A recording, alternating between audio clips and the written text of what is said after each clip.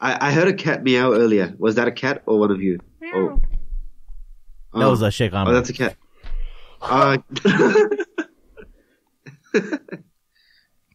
There's fur flying in the air.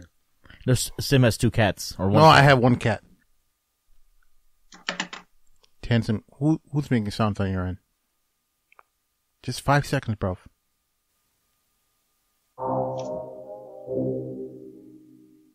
Assalamu alaikum and welcome to the Mad Mamluks.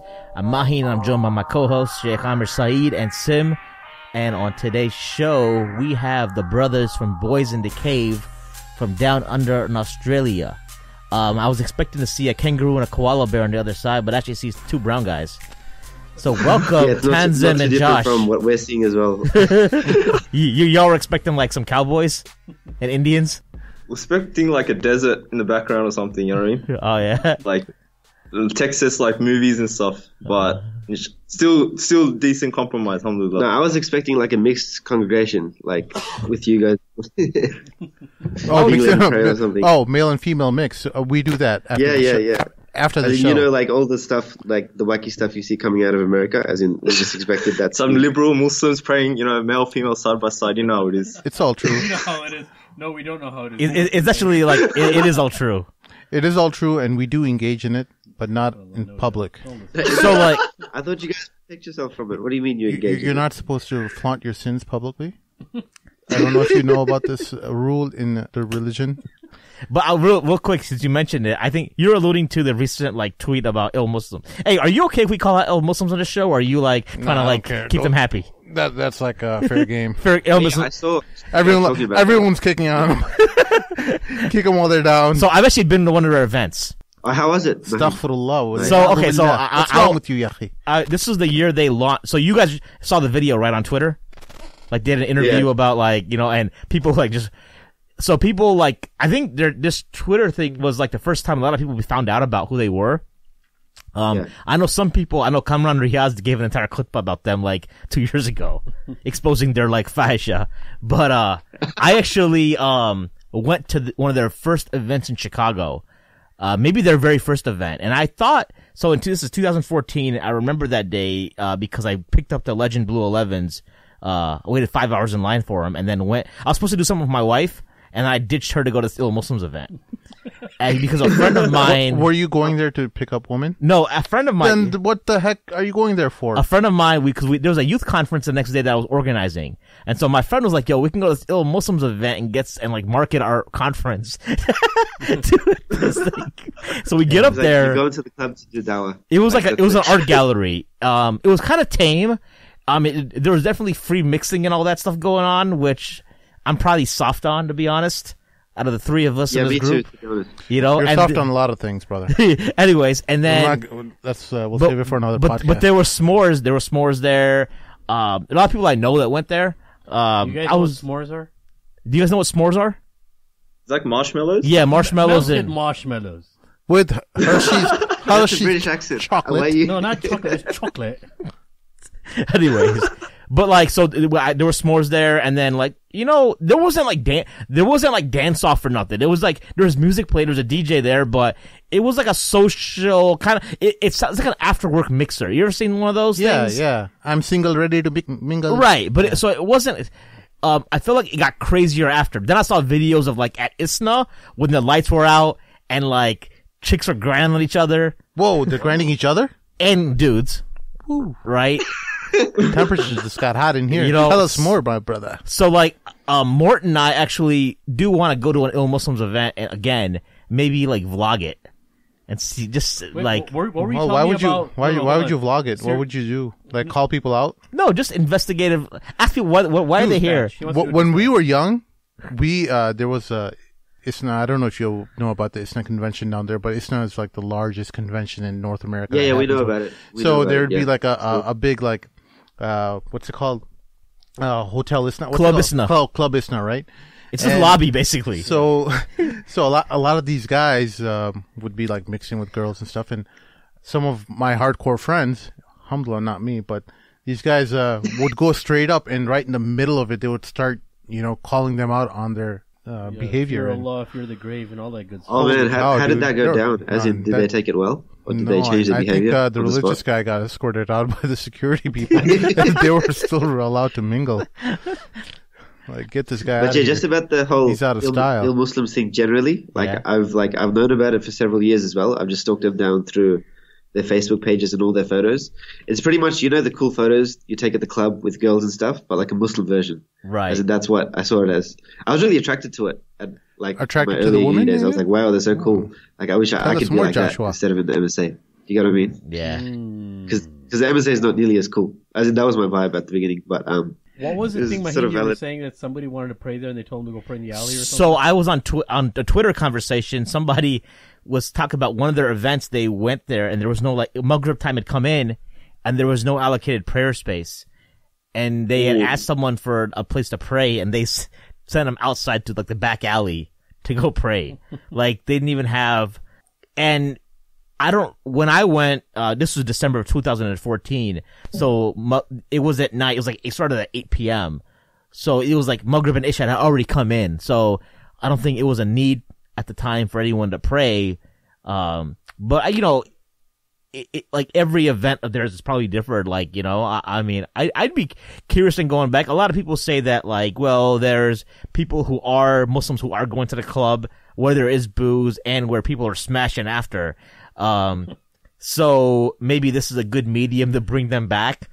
Like a transition medium, like they sort of get closer to Muslims. I have a friend. So I have a friend who used to like spend most of his time in like Latina clubs.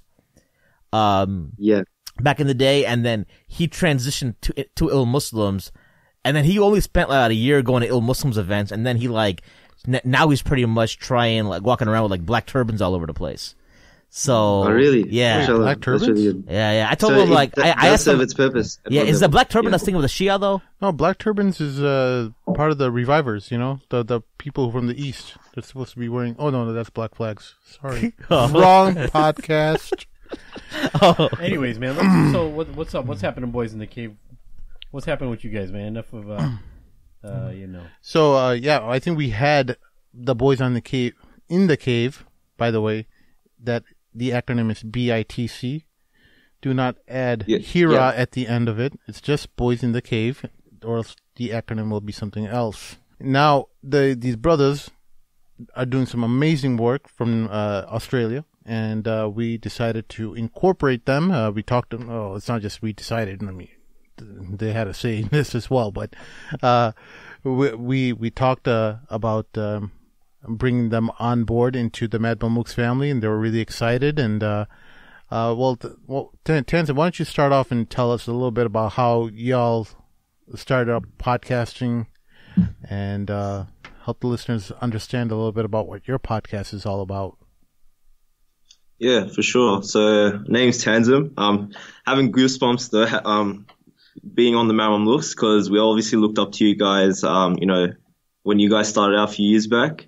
And our experiences in Sydney are a bit different to, what you guys might be facing. Like, you guys probably, I don't know, girls and guys side by side praying. No, I'm kidding. But, we have our own kind of struggles in the Sydney scene. And I guess in that sense, that's why we wanted to start out the podcast as well, kind of honing on our community. But I guess the nature of how the world works, more globalized, everyone's interconnected from one country to another. Even if you work on your community, you'll go global. So alhamdulillah, in that sense, because our efforts were, in the community, people were hearing about us overseas.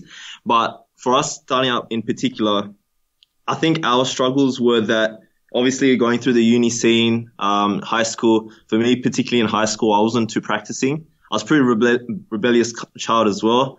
The deen was just more so you go to the mosque, go to Jummah khutbahs and stuff, go back home and, just kind of leave Islam at the masjid. But alhamdulillah, connecting with people, stuff happen in your life. We can probably go into that later. You get closer to deen, and alhamdulillah, even just, I guess one of those processes was, listening to you guys, to listening to Mohammed Gilan, for example, to many various, internet personalities. And that really kind of inspired us to think that, oh wow, like we have a community here. We have in Sydney, there's a big Muslim community, very big. And there's even it was funny the other day, I don't know, have you guys heard of Lauren Southern? I've heard the name. Yeah, so she's like some bigot, anti-Islamic person, and she's like, I think she's based in like UK or Canada or something. So she's actually in Australia now, and she's going to all these like Muslim-dominated areas, suburbs, yeah, and she's just trying to provoke people, right? Oh, at the same time, restaurants and stuff like that. Yeah, I think so. Yeah, and she's just hitting up the streets, and stuff like that, and that shows how big of a population there is to cover in regards to the Sydney scene. And we feel like there was things that weren't being addressed in the community, things that I went through that weren't particularly being addressed. Like, for example, I just feel like the shuyuk, not to belittle them or anything, you know, alhamdulillah, doing amazing stuff. But, you know, from my experiences, right, personal experiences, they weren't addressing the youth head on in regards to what we were going through. And I feel like since we were going through our own kind of struggles, it was our responsibility to kind of give back and provide a platform for Shuyuk to come in so we can talk about, you know, what people can kind of relate to in regards to youth scene. But obviously, the nature of how the podcast went, we talk about general Muslim issues as well. And that's why we felt that, especially with bouncing off you guys had a podcast for the platform. We're just like, we should do something similar. You know, bring the local sheikhs on board, have a conversation with them, really flesh out proper conversations, and also get in touch with people overseas. Like we did an episode with, you know, Daniel Hakikachu, Dr. Shadi al-Masri. Have these kind of interesting dialogues about science, about, you know, consciousness, about political issues, and how Muslims are very much in tune, because the perception in the society we're in is that, you know, Muslims are lost, they don't know what they're doing, and, you know, they're just like herd of sheep, I don't know. So that was our kind of vision early on, to really provide a platform to talk, because alhamdulillah, like the people that we've interacted in our life, we feel like, you know, Muslim or non-Muslim and non-practicing Muslims, if we have a platform and they can hear in regards to the ideas and just how we talk about the religion, it's something we might, you know, plant a seed in regards to becoming closer to the deen. But I guess Josh has a kind of different take, I assume. But how it sort of started out, I guess, was, you know, like it was just a close group of friends for us. We were just having these really good discussions, like amongst ourselves. Like we were like MSA boys going through uni and talking about all these political, social issues. And we thought, why not replicate it on a wider scale so that people in our community can sort of benefit from it on a wider scale. Also because Sydney faces particular problems, as in Australian Muslims face different issues than the ones you face in America, for example. Like your whole, like, not obsession, but how we're always hearing about the problem with liberal Muslims and how they're like ruining the deen and all that. We don't really face much of that or any of that here, so it's a bit foreign to us, and it seems really novel. We're just like, whoa, we can't imagine these people actually exist with women leading prayer or like. But your community is small too, isn't it? The Australian Muslims. How many Muslims are in Australia? I think over 500,000. Like, yeah, that's pretty like, small. That's like Chicago. Not even Chicago. That's 500,000 in all Australia. Yeah. Does that include it's probably a lot more than that. That was a stat from a while ago. I think it'd be closer to like 700, 800,000 possibly. But the Sydney community is pretty vibrant and big because a lot of Muslims are in Sydney. Like most of our Muslims are from Arab backgrounds, and then Desi, and then the rest. Well, yeah, and again, when I say that, that's a small number. Australia is a very large continent, but a lot of people have the misconception that, you know, the entire continent is populated. It's really just a small fraction of the entire continent. Yeah, it's really just Sydney and Melbourne. And like the Sydney and Melbourne, we're pretty much global on the same level as major American cities, as in we like consume all the same media content as you guys. So we're on top of all the discussions that are happening in the US. How much 24 million people in population. Wow. Yeah, how much of Australia is even inhabitable? It's where the coastlines are, where like closer to the beaches and stuff. Mm-hmm. That's what pretty much inhabited. Like the kind of central part of Australia is barely inhabited. You've got like Perth, so Western Australia. So you got New South Wales where we're situated, and the Sydney area where most people live, and even in Queensland. So it's very specific areas where there's a large group of people. Our population density is very low. Like a lot more people could live here. But then there's the whole political issue surrounding like immigration but people don't want to let new people in. It's like Canada, basically, yeah. right? 30 million in Canada. Is there anyone even monitoring the middle of Australia? I wonder, like, what's going on there. Is there like a big, big hurricane happening, like on Jupiter? It's desert, quite a bit of desert. There's no like speed limit, like there's roads, right? But there's no speed limits in the middle parts of Australia because like no one travels there, so it doesn't matter how fast you go. It's like rural towns. It's more like, I don't know, like the Midlands or something. So it's a perfect place to establish the caliphate. Yeah, literally. That's the plan. Master plan of Boys in the Cave. That's the plan. Boys in the Cave is probably the last day we're going to see you guys. I've heard of that. It was nice knowing you guys, mashallah. May Allah give us all shahada. They're in Australia. They can say whatever they want, do whatever they want. So as far as, like, we found, we started podcasting mainly because we found most religious people kind of lame, in the sense that, they were just boring. Totally, dude. Same here. And I found like most Muslim entertainment is really just has a framework of adab, and you can't say a lot of different things that are really on your mind. And are you guys trying to take on that approach? Are you guys trying to kind of break out of that shell of, everything has to definitely. be... One thing I really appreciate about you guys in particular is that you're so honest to talk about your individual sort of vices, not vices per se, but you know how you just don't like, you're just like normal people. You're not like treading the line with everything. Like sometimes people just act out and speak out, and you guys just do that, especially Brother Mahin. Yeah. Look, we're when we reveal one of our vices, something that we're not proud to mention, but we'll do it for a specific purpose, exactly, to help people out. Like, it's not like we're spreading fahisha in the world, and we want to let people know that, hey, we're so cool and we do this and that. It's not that. It's like, hey, we made this mistake in the past, and we want to help you guys not make that mistake. Don't fall into the same, So, so what was your jahiliyyah like?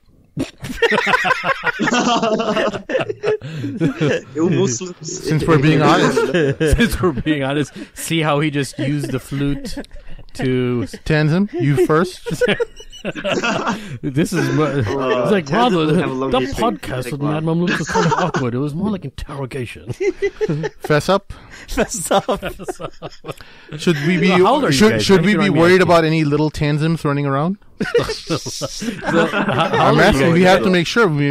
Sometimes when you make it big, all of them show up with open hands, like, "Hey, take care of me." No. So, how old are you guys? You guys look pretty young, mashallah.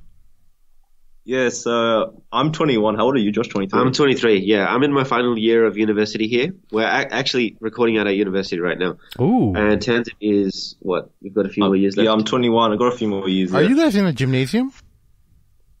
Looks yellow funny wall story. Back there. So we literally, before this podcast recording, we couldn't find a space because everything's so, like, my house is like packed out. Josh's house is packed out. Some of our other brothers are like really busy. Are you guys moving? So we had to come like 3 hours in advance because it's Sunday here, and all the rooms are like closed. They all lock up the rooms and stuff. So we called like university campus security, being like, "Yo, we've got a big project and we need one of the rooms." So the security folk came in, opened the door for us, and like, awesome. They were nice enough to let us in. So we have great space right now. And Josh, if you don't mind me asking, this is totally out of just a weird curiosity of mine.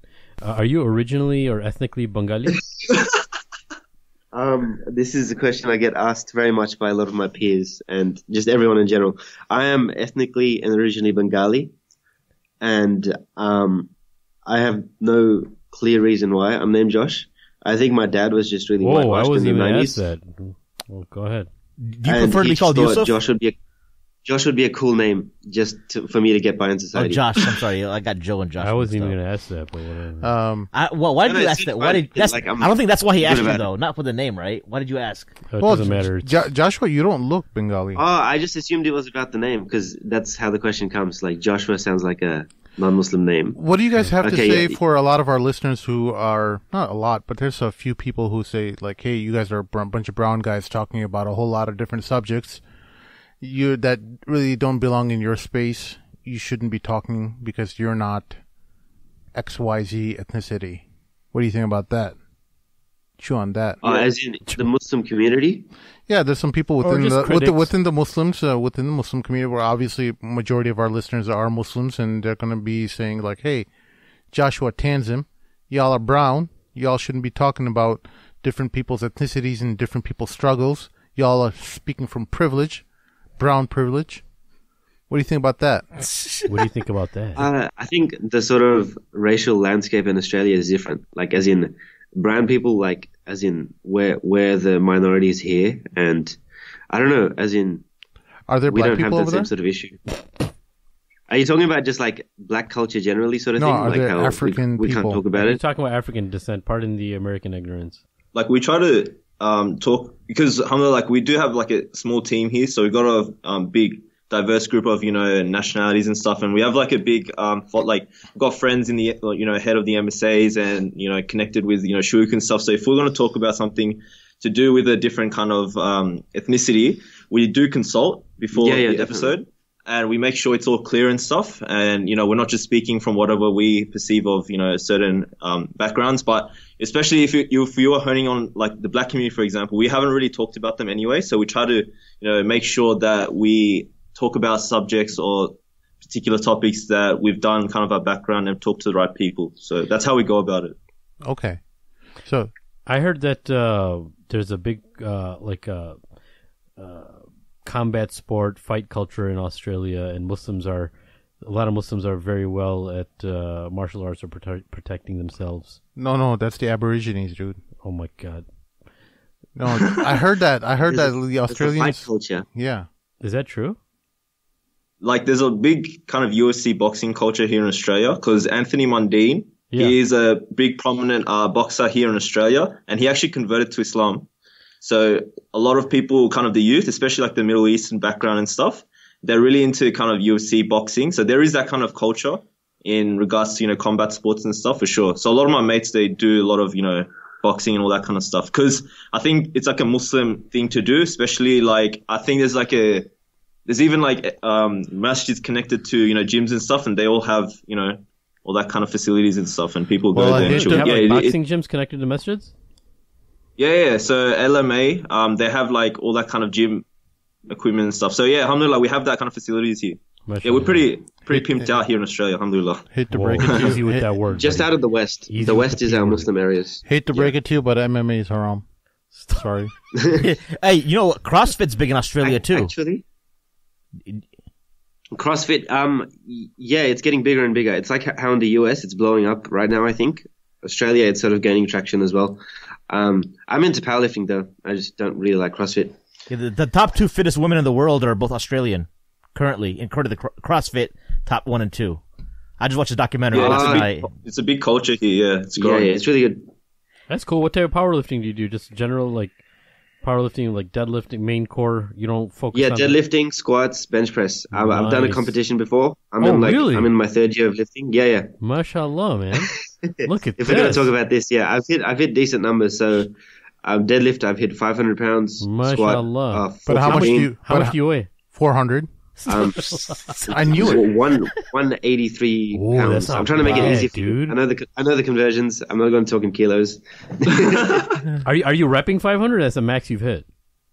That's my max for deadlifts. Mashallah. You and me should work out together. Sheikh Amr just got excited. He just like checked into the podcast. Now I'm paying Sheikh attention to Ahmed, this podcast. Is he stronger than me? No, I'm not stronger than you, bro. I'm not stronger than you. So like, Okay. What about Like, you're Tanzim? into it, like- Tanzim, are you going to be lifting soon? I Nah, saw you without your shirt. I'm more just play cricket. Do you guys play cricket? Like No, India, Bangladesh, all play cricket. and we're all stuff, so that's self-hating my kind of Desis. sport. Yeah, there's a big cricket culture here, but that's what the Fobs do. Yeah, a lot of the shabab who came from overseas, they came from the old country.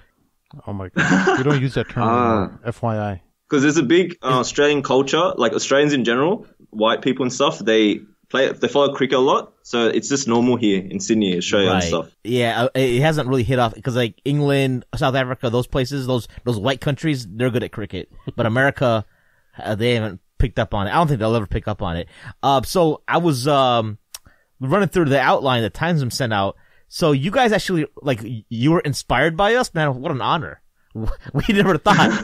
That's what it says here. 100%, Inspired by yeah. TMM.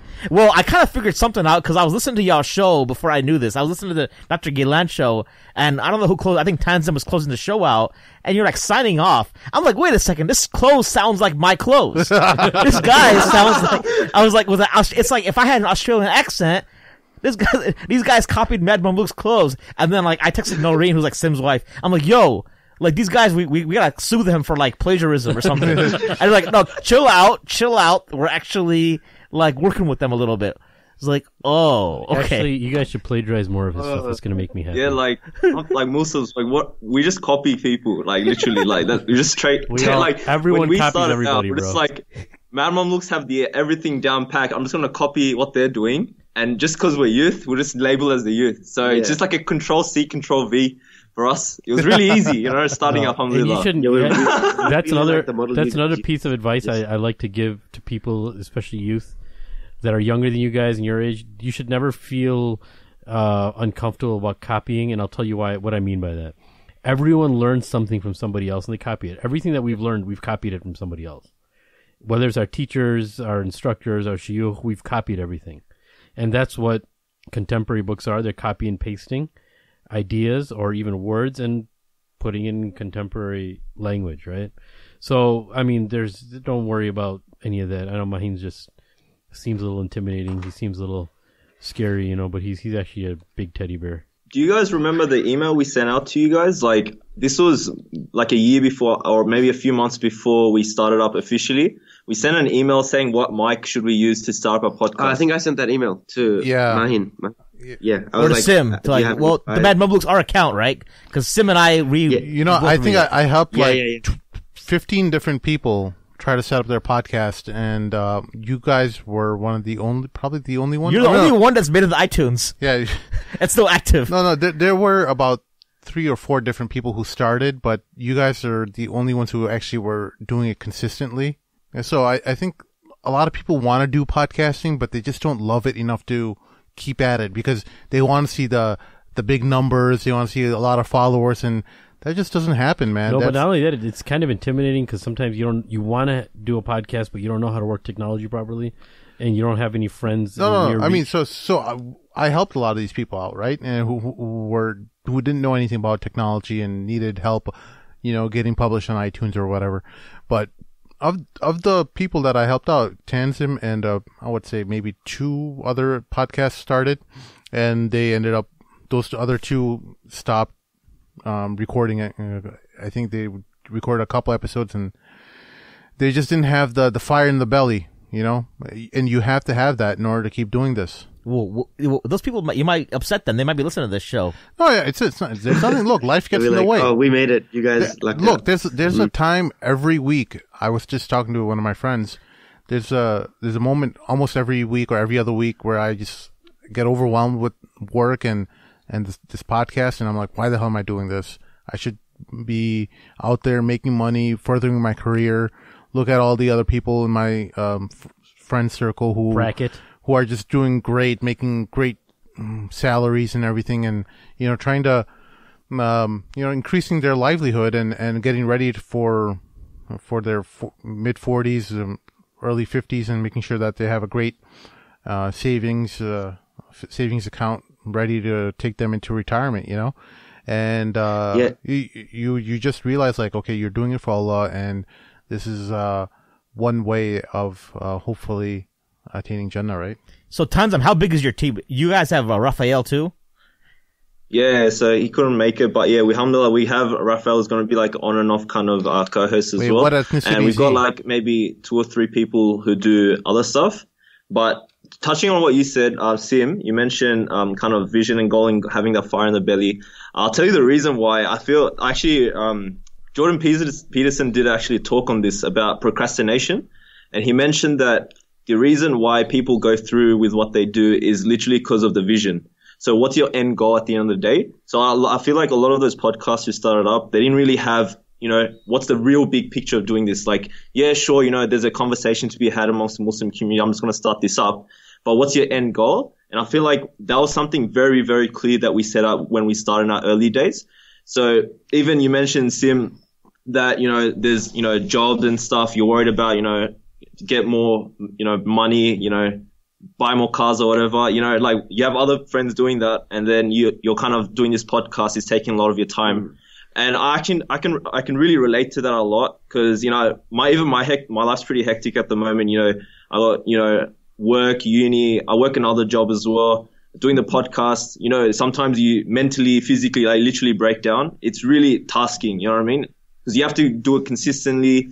A lot of the guests, it's like, obviously they're busy and stuff, you put the effort to try to get them on, timing and editing, and there's a lot of work behind it, right? But when you are fixated on a goal, at the end of the day, you're like, this is what we're working towards, because we know there's something that's happening in the Muslim community and it isn't being addressed. And at the same time, merging with you guys definitely helps it even more. You know what I mean? It gives us so much more motivation just to know that you guys just recognized our efforts, as in the people who we drew inspiration from the first case. So that really helped. Well, and one of my goals, and I think everyone on this team has this vision that, we want to have a platform that allows everyone on, and we every one of us, at least in this room over here in the U.S., where we were part of different groups and different movements and things like that, and we realized, like, okay, well, when our voices weren't being heard, we're like, okay, well, why wasn't it heard? What about it made you feel like you were disconnected from the rest of the ummah, right? And I think one of our visions was having this kind of neutral Switzerland type of platform where people can come on. Now, we're not truly Switzerland in the sense like we'll allow like ridiculous ideas coming on where, there's just, people like Majid Nawaz and stuff like that. That's the type of silliness I'm talking about. But in terms of, sensible Muslims who are, in the, what's it called, the middle of the pack, the middle of the spectrum type Muslim.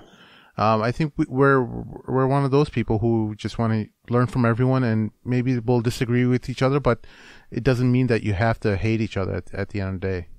Yeah. Yeah, we're definitely trying to emulate that as well. Like, we've seen you guys do it, have people from different ends of the political spectrum on, and we have the same. We have like people who are more Salafi on the show, and people who are more intellectual and sort of like lefty leaning sort of types. Like, as in, it really doesn't matter to us as long as they contribute something meaningful. Yeah. To but our understanding. Don't be afraid to clown on them though. Okay. Yeah, you got to clown on them because they have some silliness. I mean, Clown on who? Sure, the definitely. Sufis, the Salafis, the Hizbis, the Ikhwanis, whoever. Hizbis. Oh, so anytime you get an opportunity, it's clown on everybody. Yeah, clown on everyone. Hate dude. everybody. Don't be racist. Just Dude, hate everybody equally. Everyone needs to learn to laugh at their silliness. Okay. Yes, hate everybody la- equally, guys. That's a message for our podcast. That's a wrap. Not a hate. I'm just saying joking. clowning. Yeah, Clowning. I'm clowning you. See? Yeah. See how that works? No, that's not clowning. You're just being a troll right now. Yo, so like, tell me about the scholarship student in Australia. So when I was coming up, the big dude in Australia was, remember that dude Sheikh Faiz? Faiz? Yeah. Sheikh Faiz Mohammed, yeah. Yeah. Is he in jail or something now? Oh, he fell off the grid. He's really low key now because he had a lot of fiery talks. He got in trouble with the law, probably. He said a lot or of the crazy media. stuff. He's Lebanese dude, right? Is he the guy with the Yeah. white dopey and the beard, big beard, and he sounds really aggressive? Yeah. I'll say. Yeah, he's so hardcore. It was crazy. I kind of was just like him, listening to be his honest talks. with you. Yeah, he would say stuff like, yeah, that was like a different era back then. And you know who else was dope back in the day was Sheikh Bilal Asad. He had that story about Ahmed the Repenter. Is he still around? Yeah, Bilal Assad's in the Melbourne scene. I don't know if he's prominent now, but yeah, he's based in Melbourne. He does like talks here and there still. So, but I don't think he's as big as he was before. No, it's Feiz. Sheikh Amr is like, how do you spell Sheikh Fayaz? It's not Fayaz. Fayaz is a very like Desi way to spell it. Faiz is like It's Muhammad? Faiz. yeah.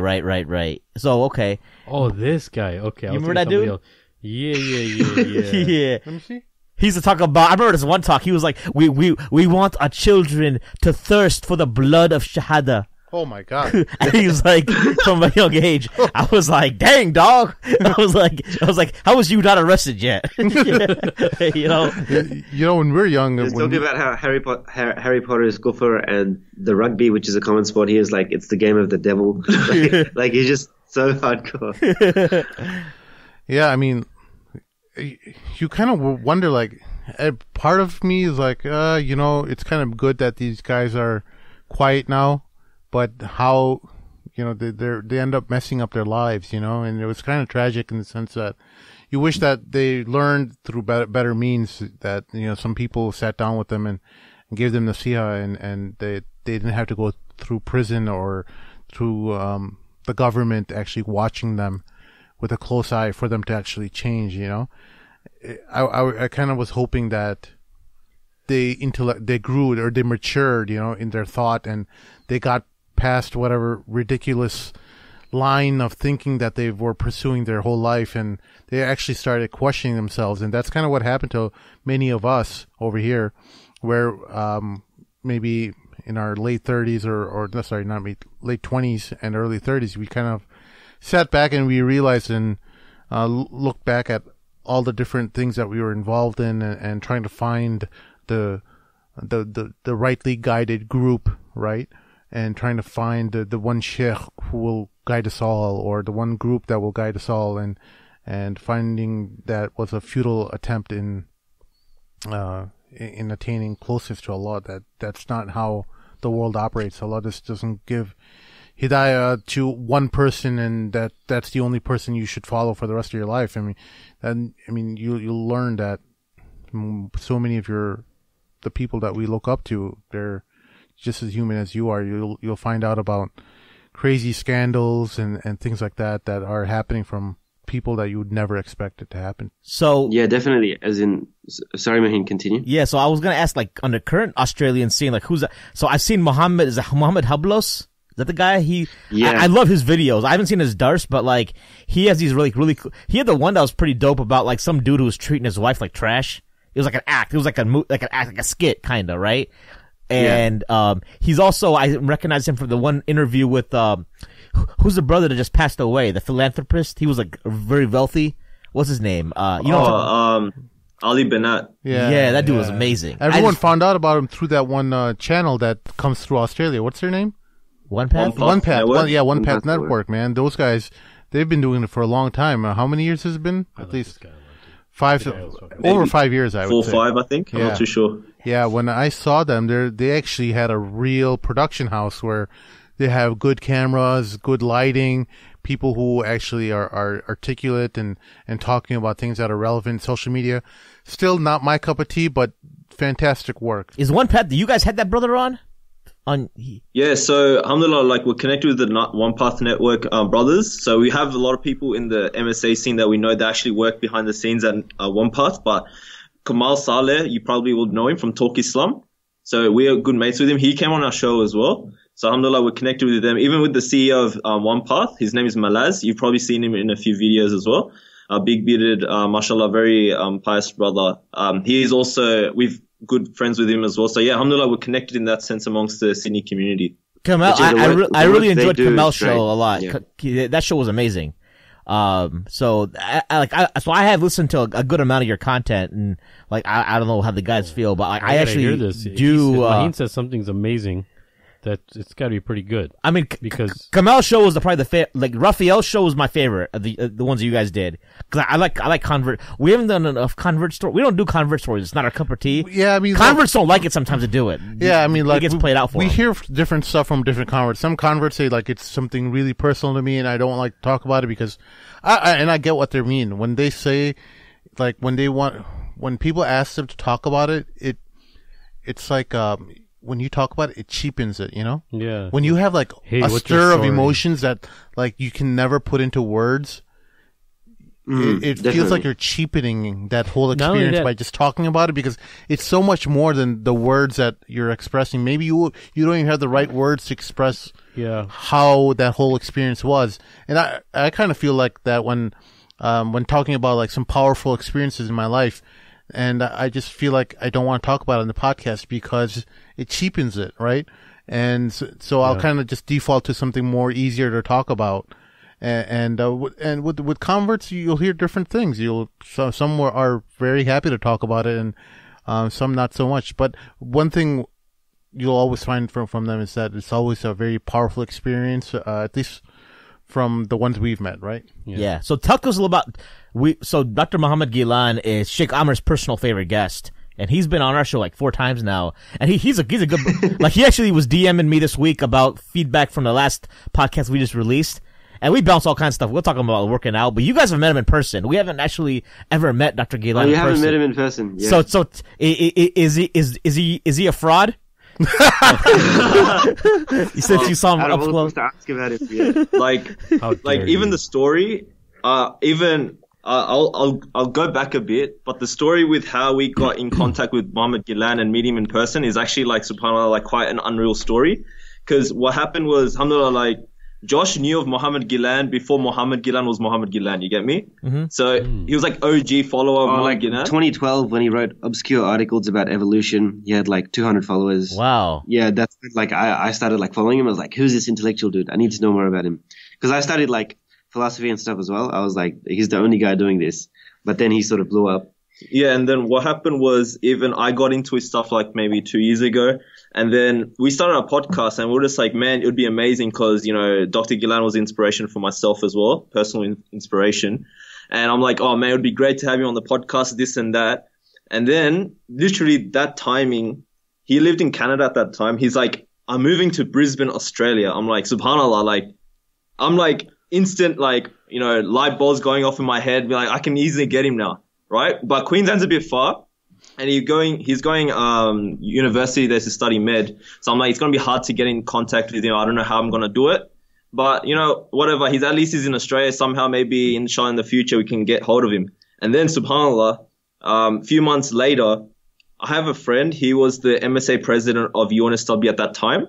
He's like, I was with him at Eid prayer in the morning. And then afterwards, he's like, hey, bro, you know we're getting Muhammad Gilan for an event at UNSW? I'm like, whoa, what?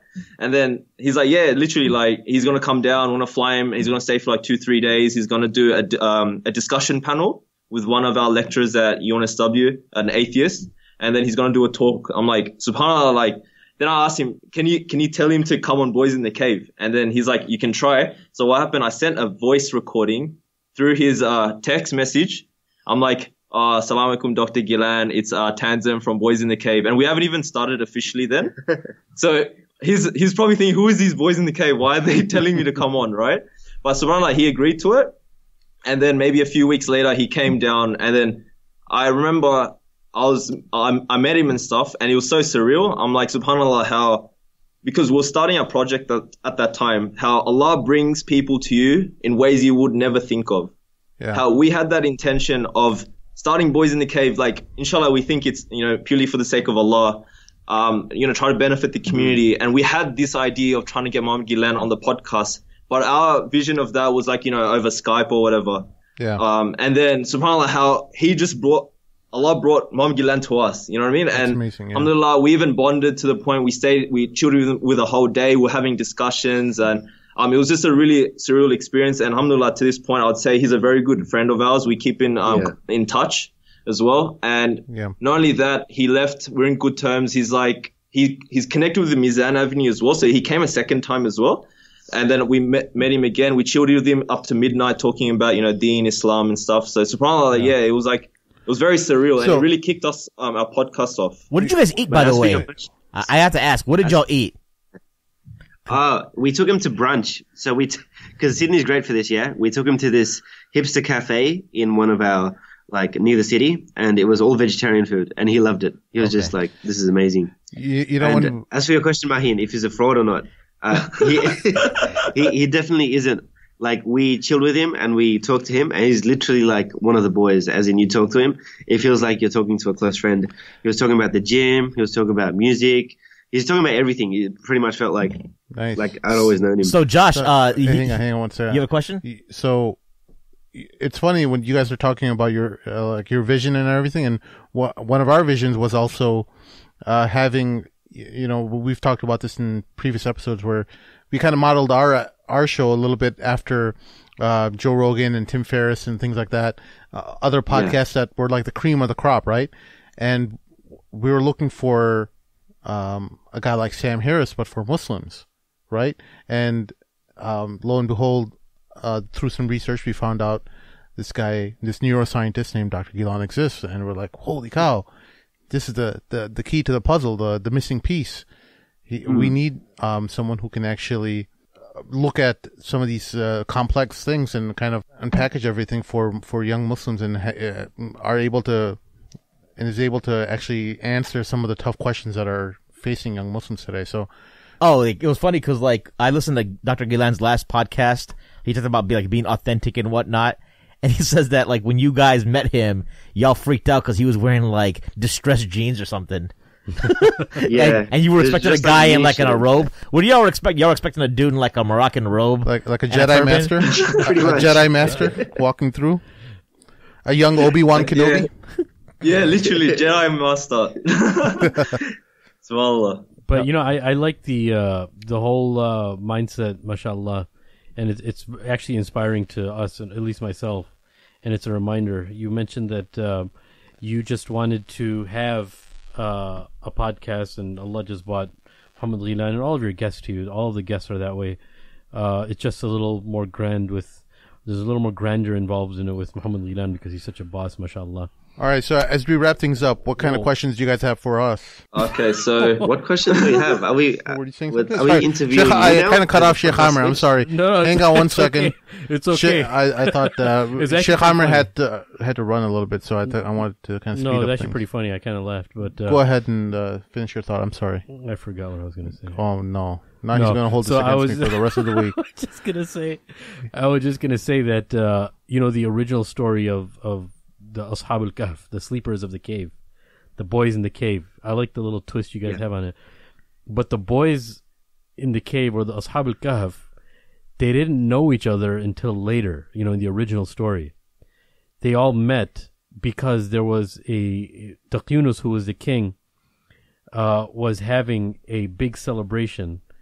And all of these youth, they had a sheikh who was basically on original Christianity of Isa alayhi salam, teachings of Isa alayhi salam, but he was in hiding because Yunus, who was the king, was going out to get him because he was the last person inviting to the oneness of Allah. So there were a few boys that were his students, but not all of them knew each other, right? But when the celebration was happening, when Yunus was having the celebration, there was a lot of, drinking, lewdness and shirk and all that stuff, and they didn't want to obviously endorse any of that. So they all went away to an area that was kind of I don't know what the distance was, but they all ended up going to that area and sitting down by a tree, from what I understand. Wallahu alam. And they all asked each other, wait, what are you guys doing here? What are you doing here? And that's how they met each other. And they basically came up with a plan. Some people have the misconception where the Ashab al-Kahf, the people of the cave, were in fear, in extreme fear, so they had to hide. But rather, it was a little bit of anxiety, obviously, but they were actually planning on what they were going to do. And then Allah caused them to sleep, right? But with them meeting each other, Allah gave them each other, you know what I'm saying? And it's just so awesome that you guys have this name and you guys have that mindset that actually manifested itself to the people, to the Ashab al-Kahf. Yeah, it embodies that name. Yeah, it's pretty amazing. And people think that just because you have a name, your personal name, we understand from the hadith that the name has a big role in your life, right? But even any name that you ascribe to yourself, whether it's a group, that's going to have a big role on your life too. You know what I'm saying? So I think it's very beautiful. You guys are actually very young. The people of Ashab al-Kahf were known to be, anywhere between the ages of 13 to I think 20 or something like that, right? I don't think they were anything older than 25. And I think it's just really cool how all these things are just coming together, man. It's pretty amazing. Yeah, even it's funny that the way we can kind of relate to that story as well is the fact that they weren't, prophets and doing miracles and all that kind of stuff. They're just like young boys. Yep. And Allah helped them in situations, you know what I mean? So we can relate to that as well, that we are just, trying to, inshallah, do it for the sake of Allah, and Allah will help us along the way. And, especially with your team, getting in touch with you guys and merging, alhamdulillah, even that's Allah paving the road for us to do even bigger things. You know what I mean? So, mashallah, I'm glad you have that mindset, but please don't think highly of us because I don't mind that. What's wrong with you, man? if you were to hang out with us for a little bit, you'd be like, oh, everything's gone pear-shaped. Except the sheikh. The sheikh has like credibility, but the rest of No. they know I'm like just a deviant. They know I'm just a deviant. but You guys had some questions about Bangladesh for some reason. I saw in the outline because like I'm Bengali and you have some questions about fish or something. I got some questions. Kita khobor. Bala Soni. Swallow. We just put it there. We just didn't know what we were going to say. But Okay. no, it was the fact that we see that in the Dawah scene, there's not that many Bangladeshis, even though there's like a big population. So, like that, is that your experience as well? Yeah. In the American scene, like here. So I don't know how y'all feel about like being Bangladeshi. I was born there. Here it comes. I'm about to go on a little rant real quick. Get ready, boys. So I've got like a love-hate relationship with Bangladesh. I was born there, came when I was 2. My problem is that Bangladeshis, I don't understand, like, some of them, a lot of them are super nationalistic and they over their deen. I'm like, bro, your country's not even 50 years old yet. Like, literally, Bangladesh is not 50 years old, and you put that as priority over your spiritual lineage, which is 1,400 years plus. No, I think that's a majority because that's a problem with nationalism. I think so, but like, as a Bengali, I'm like, but y'all ain't done nothing. All y'all do is kill your leaders, and then you got 2 women running your country for the last 30 years. Oh. You know is what I'm that saying? criticism? I mean, the hadith about the Prophet Muhammad sallallahu alaihi wasallam about like a country that is led by a female or a woman, that will have no blessings. And you go there and you wonder why Trigger it alert, takes me like trigger 3 hours alert. to get from one side of Dhaka to the other. You're gonna get some trigger on this. This is gonna be kind of entertaining. You know what I'm saying? So like, but like, with all that being said, like, I love going to my family, extended family is all over there, like 98% of them. In Sylhet or Dhaka? Dhaka, right? And mostly in Dhaka, Noakhali. No, I'm from Noakhali, dog. Noakhali? That's like the I ground. thought you were from Chittagong. We like the rednecks of My Bangladesh. family. Sorry? You're from Noakhali The too? hood. Yeah. Yeah, you and Maheen are probably related. we might be. Yeah, probably cousins. But it's like the country, the rednecks of Bangladesh. So I like how they talk. It's Yeah. Kind of like the Hyderabadis of India. maybe, but like it's not like ridiculous. I enjoy going back. I don't like Bengali food. The traffic sucks, and in the perception of religion over there is I kind of understand why they're that way though, because when I go over there is no middle ground as far as deen goes. People are either hardcore like Maulana Sabs or like complete secularists snorting crack.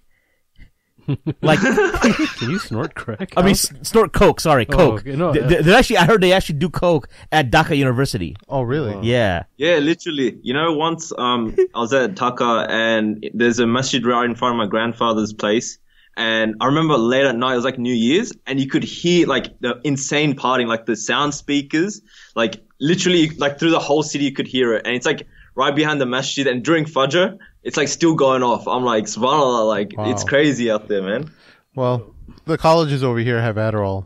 So we're speaking from privilege. Yeah, so as Sim was saying, we got to get Sheikh Amr out of here. Do you guys have any questions for us before we wrap this puppy up? We don't want to rush you, man. Just forget about my thing, man. These guys have been looking forward to this for so long. Don't worry about that, man. Honestly, we can keep going. All right, how about do a bit different? What if you were to sit in a cave? Because boys in the cave. Each of you guys, if you were to sit in a cave with one person in history, excluding Rasulullah Sallallahu Alaihi Wasallam and the Sahaba, because everyone's just gonna pick them anyway. So who would it be? Or any scholar. How about make it non-Muslim? All right, yeah. Yeah, to make it interesting, yeah. Not Muslim. But 'cause don't give the Muslims, responses there's so you did many, with man. the Coffee with Kareem episode, because I heard that. So Yeah, well, they were all Muslims Different. too. Those were Muslim guys, right? oh yeah, true. Yeah. Non-Muslim. Someone that benefited you or you can learn from, that sort of thing. That's a good Wow, that's a question. very good question, dude. If you make it non-Muslim, it makes it interesting. Problem is, I don't know any non-Muslims. No, in history even. I'm joking, dude. Let's see here. I'll probably here's the thing. I need more thought, but the person I've always been interested in from a very young age has been John F. Kennedy. What? Yeah. You're so lame. Just let American president? It's okay. Okay, go ahead. You know, because I always wanted to be, when I was younger, I wanted to be like a so I was obsessed with American presidents since like kindergarten. I memorized, at the time, Ronald Reagan was president, so I memorized 40 presidents when I was like 6 years old. Wala ya'udhu billah. I bet you, how many Sahaba did you knew back then? I didn't know what a Sahaba was. Guys, he just answered the questions. Let him Okay, answer go the ahead. questions. You know, Yeah, and please then- go ahead. Answer. Yeah, okay. Yeah, talking Arabic. and so for me, like, even Kennedy today is a fascinating character, right? The fact that he had an affair with Marilyn Monroe, and then, Is that what makes it fascinating? I found this out later. Like, 'cause my fascination with Kennedy goes back to like elementary school, but like later, as I've grown up, even his sense of style, like the whole Ivy League fashion, Ivy League styles, Okay. the JFK look, right? The family he came from, like the Kennedys are like probably one of the greatest American families that have ever existed, right? As far as like their influence on government and business, you know, whatnot. So, like, he's always someone that's been, like, you know, interested in me. Whether he's the right person that I'd spend time with, looking back, I'd probably need more time, but, like, he's the guy that pops out to me as somebody who, I found interested. I like Sun Tzu from The Art of War. I'd like really? to, That's a yeah. I'd like to sit cool down with answer. him Yeah. and Interesting. pick his mind and help him because I know what he. A lot of people look at his book and thinking like, oh, you know, this is all related to warfare, but what he's really actually talking about is conflict, and we as human beings are in conflict throughout our whole lives, and war is the ultimate expression of conflict. And when you really think about his book in different ways, in different dynamics relating to conflict in general, and how to come on the winning side of conflict, I'd like to sit down and have some halaqat with him and see really cool. see Yeah, what I could definitely. learn. Yeah, what And about Sheikh Amir? I'm going to take a different approach to this. I'm going to take somebody very contemporary, but there's a reason for it. I'm going to say the name, but let me finish, okay? I would say Michael Jordan. I'll tell you why. I'll tell you why. I'm so disappointed by both of you. I'll tell you why. To do Yeah, this that's very many cool. people you could pick in history, I'm talking about Go ahead. because he is a gold standard of competition, of competitiveness, and achievement and hard work, right? And he is so like his That's mind true. is so wired for competition that he'll even challenge. I don't know how true this is. I was laughing when I heard some of his fellow teammates say that if you drink water fast, he'll challenge you to drink water faster than you. Like everything in his world is about, like he sees the world in a completely different lens than every other human being. For him, everything's a competition. He's a Kharajite. Probably. He's not even a Muslim. Okay. But, but the thing is that his level of competition, level of hard working, putting the hours in is unparalleled, you know? So I think I would just like to be around somebody and know how they tick and pick their brain and, you know, see if there's any overlapping things in my personality. Am I just being lazy? You know, am I even capable of doing that? Is it just a mental issue that he has? I think that'd be pretty interesting. MJ is probably my top 5. Yeah. I mean, historically, there's so many people I can think of, but I'm thinking just contemporary. All right, what else y'all got? Bring the big guns, son. What about what was your experiences like with Islam, like when you were young? Because you know, around our age, I'll say. He has 21 and 23, you said? Yeah. You were in Mauritania, right? I was overseas for that one. Learning Arabic. I was learning Arabic. MashaAllah. That was my goal. Sheikh Amir was the best of us. He was doing the right thing. Yeah. Not really. Kind of a Away loser. from I all just the went on fighting, yeah. vacation. That's all it was. I just needed an Islamic reason to go on vacation.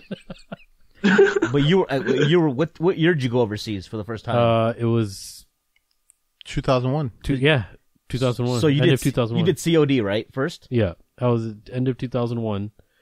Well, I was actually 20 at the time. So COD, by the way, is like community college here. It's like a 2-year College of Sheikh Dayton. Amir was just leaving, and he was stuck in France, and then 9/11 happened.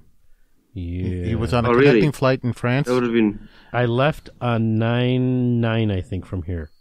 Man, that was a long journey. Yeah. How many connecting flights did you have? I was there for 3 days. I was in France for 3 days. Oh, okay. Oh, everything was grounded? No, not at the time. Well, after we got there, we went to sleep and we woke up because we got there on 9/10. We went to sleep and we woke up and there was all this stuff on the news like America under fire, and we're like, what's going on? Me and my friends were like, what's going on?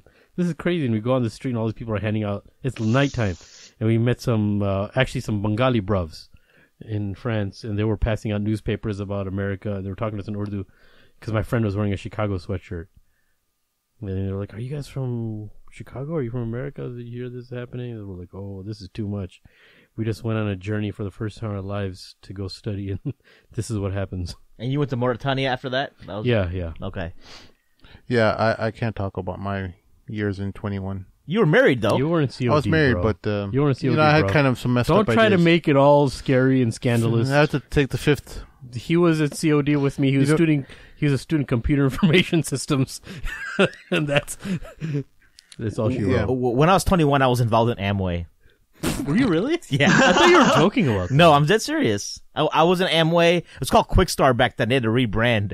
I was in it for like 2.5 years. I thought this was a joke the whole time. You think so? Really? Yeah. Are you I didn't think you were serious. No, dude. Like a lot. Like Amway fortified like my republicanism and my like love for the American That's why he loves Trump. narrative. You know, free. You know. So as far as how I got into the dean. But you were into the dean as a teenager, though, right? No, I got into the dean when I was in college. That's What about Bosnia and all this BS you always talk about? Oh my god. Bosnia's a BS? No, is that also a made-up story? No. Why would I make that up? That was in the mid-'90s, and you would have been a teenager then. No, that was when I was 12. You What are talk about the talking you talk about the I 90s. I think you got your dates mixed up. You don't know when the Bosnian War happened. That was when I was 12, dog. The Bosnian War never happened. It was fake news. Fake news? Wala'yadu billah. We're gonna have to edit that part. We're gonna have to edit that part. Astaghfirullah. But anyways, no, like, but you say all the stuff. No. So that happened like earlier on in my childhood, right? So around when I was 10 to 12, maybe 13. Oh. And then I kind of went off into other endeavors in life that teenagers of Jahili backgrounds Specialize in. specialize in. You So actually had an Australian accent for a second. Okay. Next, you guys. So then This is fun. you're 20. So how do you get into the dean then? So there was a brother named Muhammad Shirazi who I met at the college. He's a very strong-willed brother. He said, "Hey, what the hell's your problem? Why are you dressed like that?" Smacked me around a couple Tell times. him why you said that. What were you wearing? What do you wear? I was wearing a leather jacket with chains and Black leather jacket with black You have shirt. spikes around your neck? no spikes. No, you had a Looks like wristband with Tupac spikes, right? Shakur. No. Sim, No, literally. it's not You got Tupac the look. head- you got to look for it. We're talking about heavy metal in the metal world. Yeah, Sim, I remember you mentioned in earlier podcasts you're really into heavy metal music, and that was like pretty crazy for me. I was like, whoa. Yeah. This dude was So- like, Deviant. No, I'm kidding. no. No, I'm still a deviant. But let's just say the brother corrected me, and he said, "You know what? Why are you disinterested in the deen?" He said, "These Muslims are unworthy of any affection, and they have no honor for protecting their religion and their women and their children and their property." And he said, "No, that's not true. There is a concept in Islam." About Islamic governance, and he gave me this whole spiel about that, and that started off my chapter into Islamic movements, and I kind of got into a lot of different Islamic movements from there on, and then that's all she wrote. And then I went off into learning other facets of the religion after I left that, and then that's about it. That's me. So, Sim, you became more practicing in your early 20s as well then? Yeah, I would say so. Okay, cool.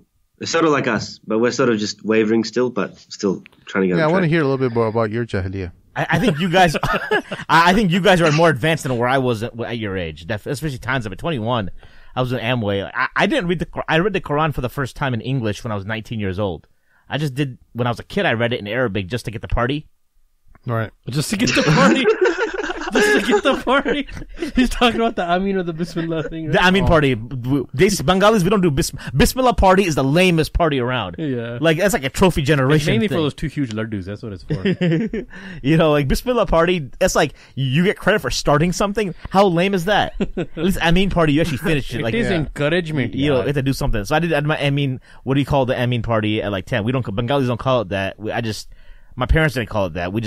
I just finished reading when I was like 10 or 11. I remember I was knocking out like an hour of Quran a day, drinking milk at like age 11 to get that party. And then when I got into the dean, so what happened was I used to, when I was like 19 years old, I had a crush on this one random hijabi chick, and it was really unusual because I wasn't religious at all, right? But this girl was cute, so and it was unusual because I was normally into like Katharat. Right, that was my my taste buds were for Katharat, not like Kafirat is a female. Kafirat. So My taste. all of a Instead of sudden, kafar, kafirat. so anyways, this it got me. It didn't really. So I was like, this girl's like religious. She wears hijab and stuff. Like, this is weird. Like, why do I like this girl? And then I had same time I had a falling out with a friend. You know, and then all of a sudden I had the Maulana Maududi translation of the Quran. MashaAllah, Rahimullah. Tell us more about Sheikh Maududi. Yeah, so he's the one. So I had the version where it had the Arabic on one side and the English on one side. Yeah. So the Arabic is the one I did my khatam on when I was a kid. So it kind of grew up with me. Yeah. And then like I took that with me when I went to college, in Canada at the time. And I remember one night I was like angry at my friend that I had a falling out with. And all of a sudden, I had an inkling. I was bored. There's nothing going on that night. I didn't want to do homework. I just pulled it off the shelf, started reading, and I was like flipping through it, and I was like, man, this is some good stuff right here. This Quran is kind of dope. So like, I just started reading like an hour a night, and I finished the entire translation in like a month. Of the whole Quran? Nice. Oh, Maheen, I didn't know this about you. So then, this was actually a very entertaining story, but now it takes a serious. So then, like midway, I remember like. Midway through, I was like learning about forgiveness and this and that. So I just forgave my friend. And there were all my friends back home in Ohio were like, what is up with you? Because I used to be the dude that used to drop like an F-bomb every 2 words. You know, and it was just like, I was out there. And so they were like, all of a sudden I went back to Ohio that summer and I was like acting different. And then around the same time I got involved in Amway and they were like super like evangelical Christian. But I like their conservatism. So like and so I started picking up a lot of the Christian values, their habits, and incorporating into myself. 'Cause I didn't really have any like, I wasn't tied in with the MSA. I went to University of Toronto. They had a strong, in hindsight's 2020, cause like they actually had a strong MSA, but I wasn't tied in with them. And then I eventually got back into Ohio. I didn't know anything about like Hadith or Sunnah. Yeah. And then I met some like brothers. I remember in 2004, I was in Columbus for a wedding. I had moved back by then, and there were some brothers from Madrasa in Toronto who were attending the wedding. Actually, one of them is Sheikh Hamza Meter, who's like well known. He comes to Chicago now. At the time, he was just a madrasa student in the like Alim program. And I just saw these cool dudes wearing turbans. They were too young to even have beards yet. They were just the strings were growing out of their face. Aw, that's cute. And then like I asked them a little bit, and then I meet his brothers, and I got involved in like Al Maghrib, and then like 6 months later I was Madkhali. Yeah, you turned your back on Sheikh Maududi and you went to the Madkhali phase. Yeah.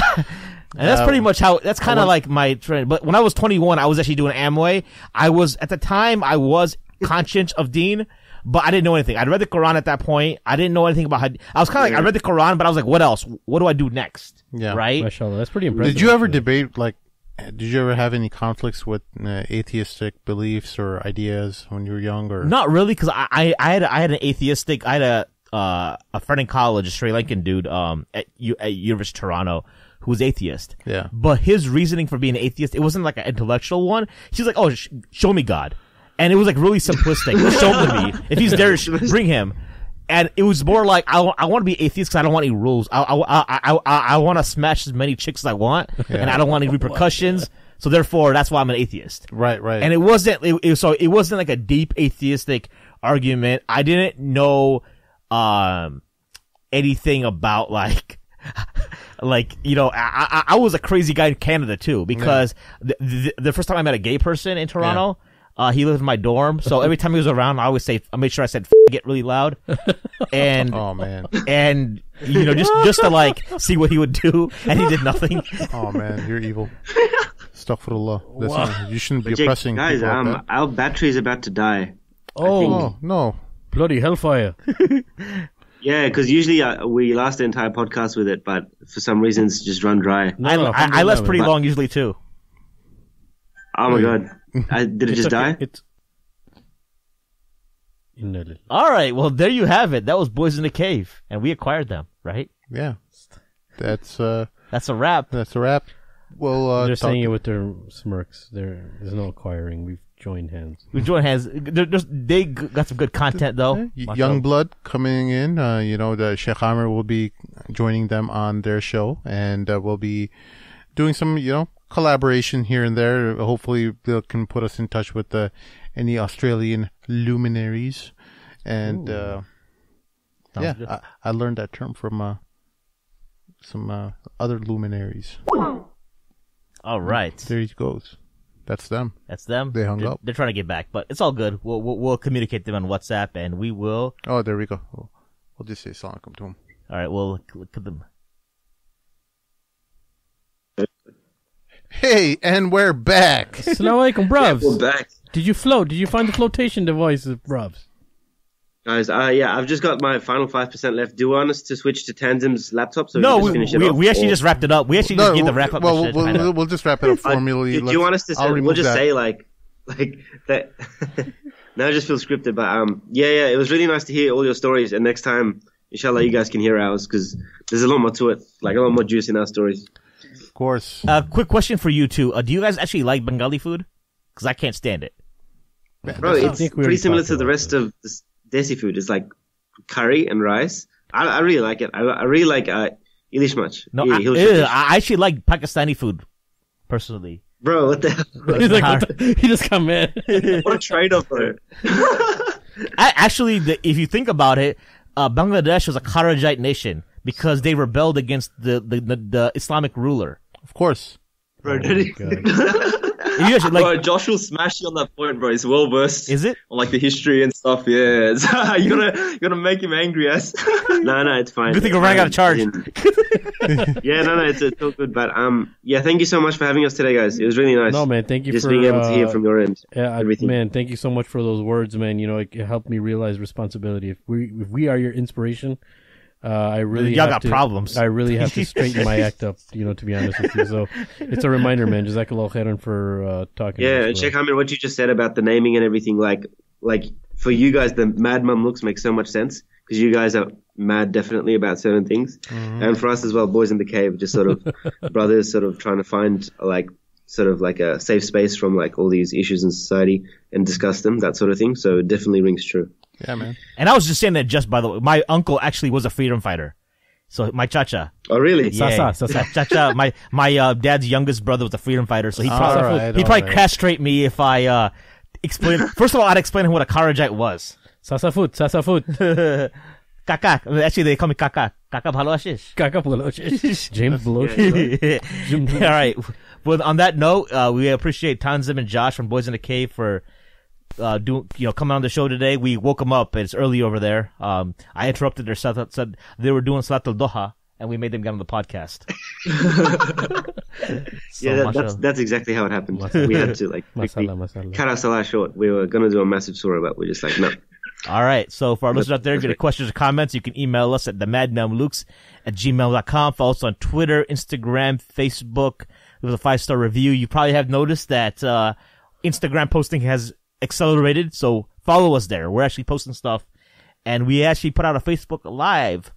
I guess I don't know when the show's going to release, but we'll be putting more of that stuff out there. So engage with us there. We're trying to get more content to you in different avenues, and we'll be at ISNA. I don't know if this show will come out before ISNA, but we'll be at ISNA in Houston if y'all are there. All right. So Jazakallah khair, and Sheikh Amr, on behalf of Sheikh Amr, Saeed, and Sim, this is Mahin signing off. Assalamu alaikum. Wa alaikum assalam wa rahmatullah.